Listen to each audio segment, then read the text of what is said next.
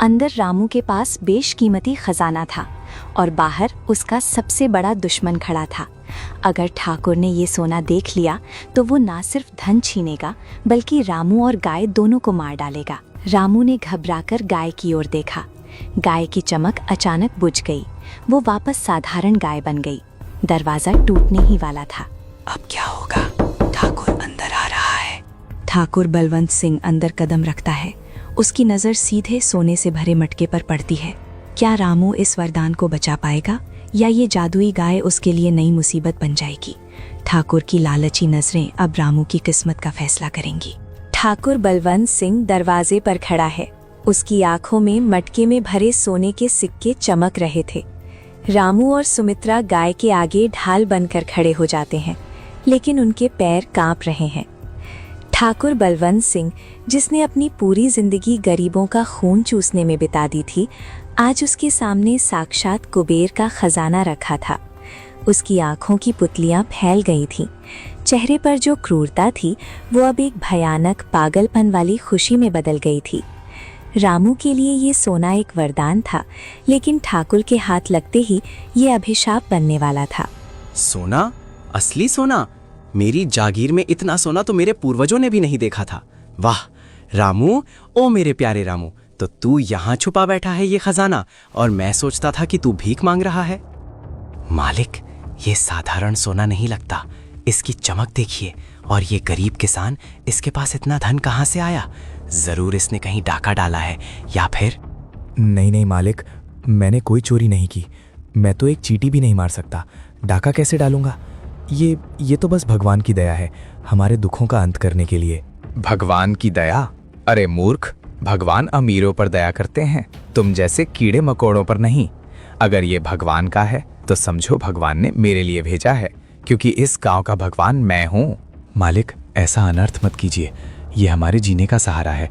हमने 3 दिन से खाना नहीं खाया। इसे ले लेंगे तो हम मर जाएंगे। मर जाओ, तुम मेरा क्या नुकसान?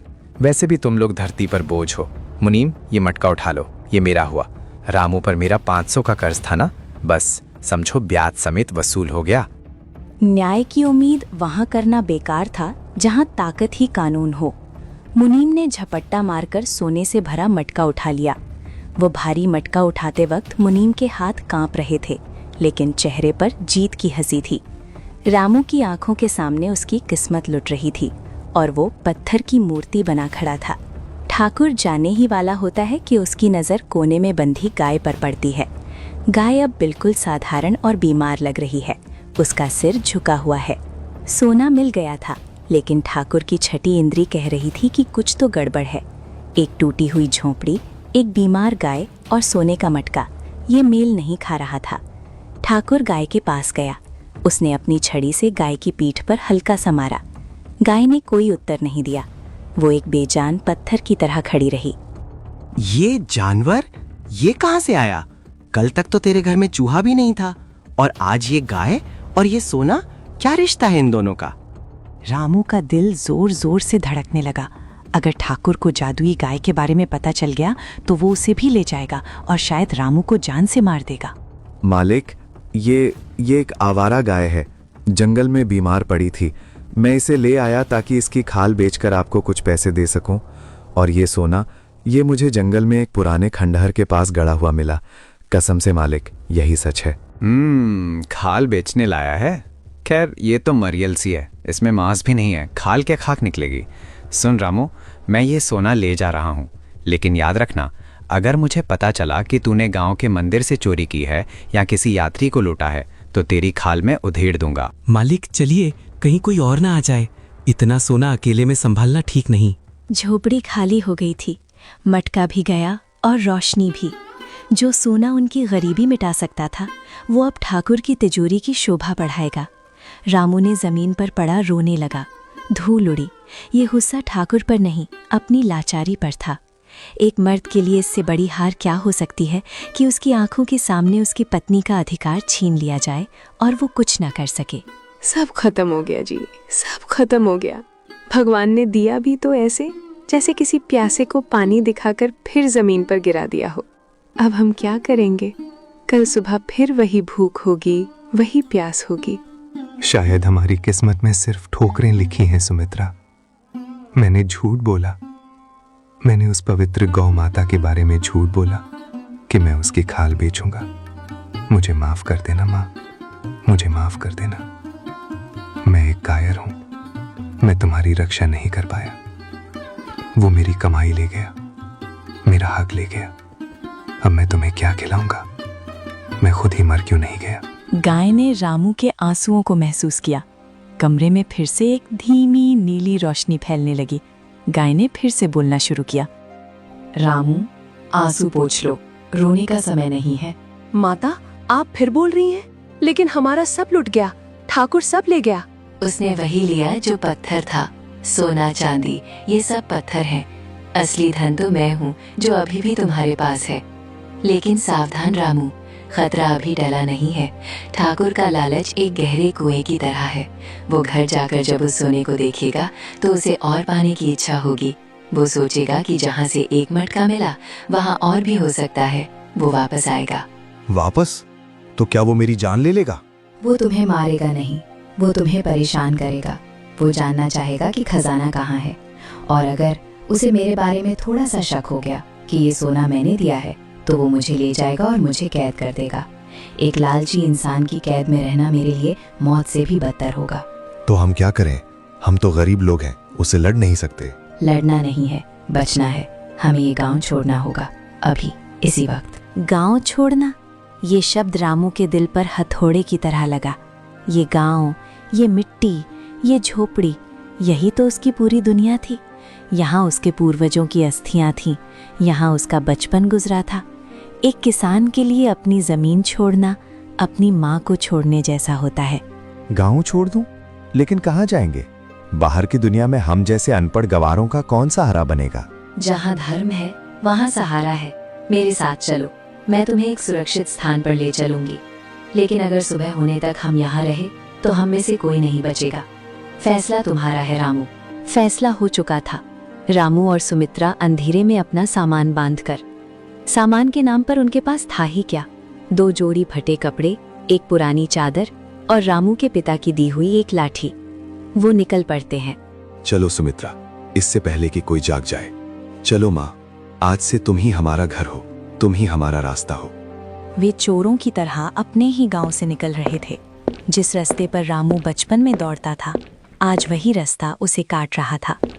वे खेतों के किनारे किनारे झाड़ियों में छुपते हुए गांव की सीमा की ओर बढ़े। गाय सबसे आगे चल रही थी, जैसे वो रास्ता जानती हो। उसकी चाल में अब कमजोरी नहीं, एक गजब की फुर्ती थी। उसी समय ठाकुर की हवेली में ठाकुर सोने के सिक्कों को देख रहा है। मुनीम पास खड़ा कुछ सोच रहा है।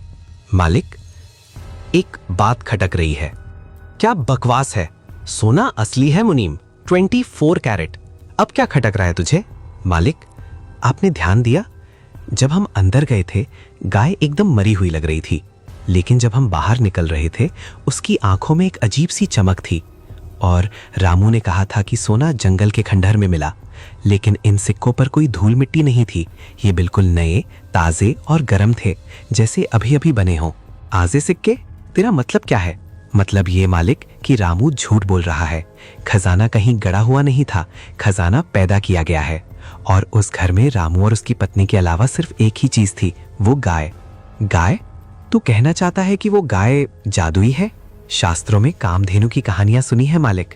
अगर वो गाय सच में जादुई है तो ये मटका भर सोना तो बस शुरुआत है। वो गाय तो सोने की खान है। हमने सोना ले लिया, लेकिन खदान को वहीं छोड़ा है। पागल, तुमने मुझे पहले क्यों नहीं बताया? अगर रामू उस गाय को लेकर भाग गया तो? अभी इसी वक्त मुझे वो गाय चाहिए, जिंदा या मुर्दा।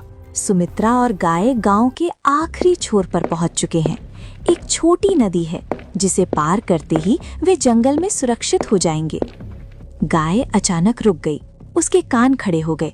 तभी, रुक जाओ रामू, हवा में खतरे की गंध है।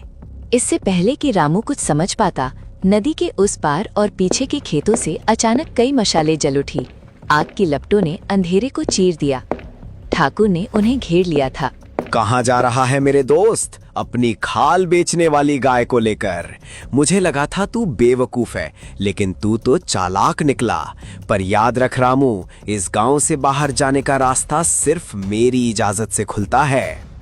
मैं तुम्हें इस गाय को नहीं ले जाने दूंगा ठाकुर, चाहे मेरी जान ले लो। जान तो मैं लूंगा ही, लेकिन पहले इस गाय का चमत्कार देखूंगा। मुनीम, पकड़ लो इन्हें। गाय की आंखें गुस्से से लाल होने लगी। उसने जमीन पर अपना पैर पटका। वो गुर्राने लगी। मुनीम रामू की तरफ लपका। तभी रामू ने अपनी लाठी उठाई। नदी का किनारा आज युद्ध का मैदान बन चुका था। एक तरफ पैसों और ताकत का अहंकार था और दूसरी तरफ धर्म और लाचारी। रामू जानता था कि उसकी सूखी हुई हड्डियों में इतनी ताकत नहीं है कि वो इनका सामना कर सके, लेकिन जब बात अपनों की रक्षा की हो तो कायर भी शूरवीर बन जाता है। ओह देखो तो सही, रामू योद्धा बन गया है। ए कालिया, जरा देखो तो इस भिखारी की लाठी में कितना दम है। ज्यादा नहीं, बस हाथ पैर तोड़ना, जान मत लेना, वरना ये गाय का राज कौन बताएगा। बलवंत का एक नौकर कालिया पूरी ताकत से डंडा घुमाता है।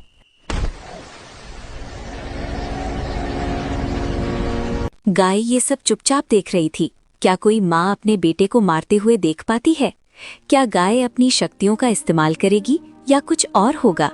जानने के लिए प्यारा सा कमेंट कर दो दोस्तों। हम भाग 2 इस कहानी का जरूर लाएंगे। बस चैनल को सब्सक्राइब जरूर करना ऐसी ही मजेदार कहानियों के लिए। धन्यवाद।